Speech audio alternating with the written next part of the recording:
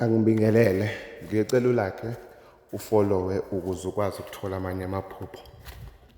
Namhlanje asike sibheke amaphupho wemvula noma ukuna kwemvula. Ukuphupha imvula, ngabe uyiphupha iyana noma uyanethwa.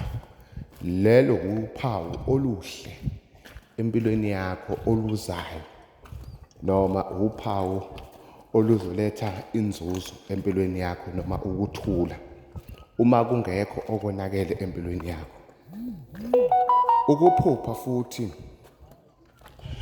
ngabe ungaphansi kophahla lemvula noma ubona imvula la inakhona kodwa wena ukhosele ngaphansi kophahla noma ngaphansi.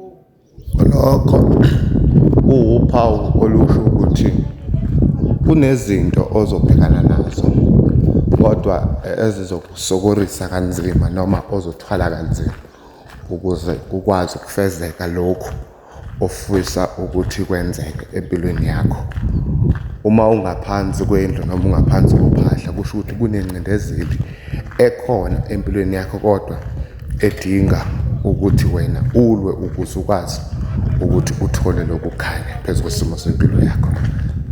Ukuphupha futhi amanzi, ngabe uwaphupha ayagijima noma ayageleza, noma uwaphupha mhlampe awumphophoma. Lokho futhi kuwuphawu oluthi kuwe kunento oyikweledayo noma isimo sempilo yakho okufuna ukuthi ubhekane nayo, kodwa endaweni efana namanzi ezoletha ukuthula empilweni yakho noma ushintsho empilweni yakho.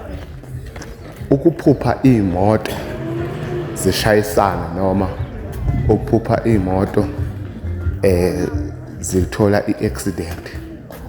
Uma wena ubusemotweni, imoto yakho yangalimali, walimala le beyikushayisa, lelo phupho liyisixwayiso ukuthi wena kukhona into ongasayenzi kahle, noma kukhona umsindo obhekane nawo, noma kukhona izinto ekose ukuthi uzilo ukwazi ukuzinqoba, kodwa bayakunqobela bakuphethe ngoba le moto ziyashayisana eyakho ayishayisi. Makwande, asilandeleni sizophinde sibuye siwachaza.